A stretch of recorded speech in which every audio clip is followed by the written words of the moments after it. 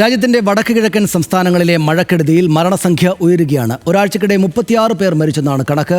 അരുണാചൽ പ്രദേശ്, അസം എന്നിവിടങ്ങളിൽ ഇന്ന് ഓരോ മരണങ്ങൾ റിപ്പോർട്ട് ചെയ്തു. മഴക്കെടുതി അസമിൽ മാത്രം 5.5 ലക്ഷത്തോളം പേരെ ബാധിച്ചുവെന്നാണ് പ്രാഥമിക വിവരം. കഴിഞ്ഞ മാസം 28-ന് തുടങ്ങിയ പേമാരി വടക്ക് കിഴക്കൻ സംസ്ഥാനങ്ങളിൽ കനത്ത നാശമാണ് വിതച്ചത്. അസം, അരുണാചൽ പ്രദേശ്, മിസോറാം, മേഘാലയ, ത്രിപുര, നാഗാലാൻഡ് എന്നീ സംസ്ഥാനങ്ങളിൽ മഴ തുടരുകയാണ്. അസമിൽ 11, അരുണാചൽ പ്രദേശിൽ 10, മേഘാലയയിൽ 6, മിസോറാമിൽ 5, സിക്കിമിൽ 3, ത്രിപുരയിൽ 1 എന്നിങ്ങനെ 36 മരണങ്ങളാണ് ഇതുവരെ സ്ഥിരീകരിച്ചത്. കനത്ത മഴ ഏറ്റവും കൂടുതൽ ബാധിച്ചത് അസമിനെയാണ്. മഴയെ തുടർന്നുണ്ടായ വെള്ളപ്പൊക്കം 22 ജില്ലകളിലെ 1250-ലധികം ഗ്രാമങ്ങളിലുള്ള 5.5 ലക്ഷത്തോളം പേരെ ബാധിച്ചു.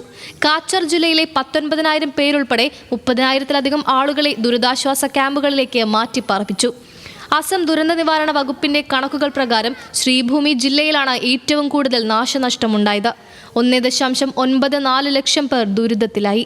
ദുരിതാശ്വാസ പ്രവർത്തനങ്ങൾ മേഖലയിൽ തുടരുകയാണ്. അസമിലും മണിപ്പൂരിലും മഴയുടെ ശക്തി കുറഞ്ഞെങ്കിലും ഒറ്റപ്പെട്ടയിടങ്ങളിൽ ശക്തമായ മഴയുണ്ടാകുമെന്ന് കേന്ദ്ര കാലാവസ്ഥാ വകുപ്പ് മുന്നറിയിപ്പ് നൽകി. തെക്കൻ അസമിലെ ബരാക് നദിയും പോഷക നദികളും കരകവിഞ്ഞൊഴുകുകയാണ്.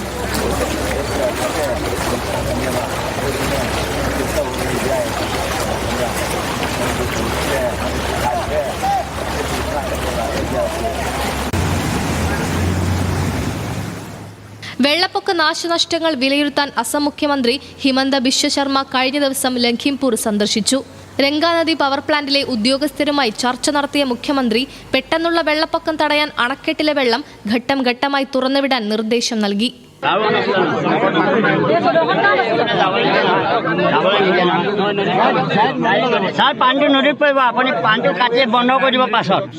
മണിപ്പൂരിൽ 19,811 പേരെ മഴക്കെടുതി ബാധിച്ചു. ഇംഫാൽ ഈസ്റ്റ് ജില്ലയിലാണ് ഏറ്റവും കൂടുതൽ നാശനഷ്ടങ്ങൾ ഉണ്ടായത്. നദികൾ കരകവിഞ്ഞൊഴുകിയതോടെ താഴ്ന്ന പ്രദേശങ്ങൾ വെള്ളത്തിനടിയിലായി.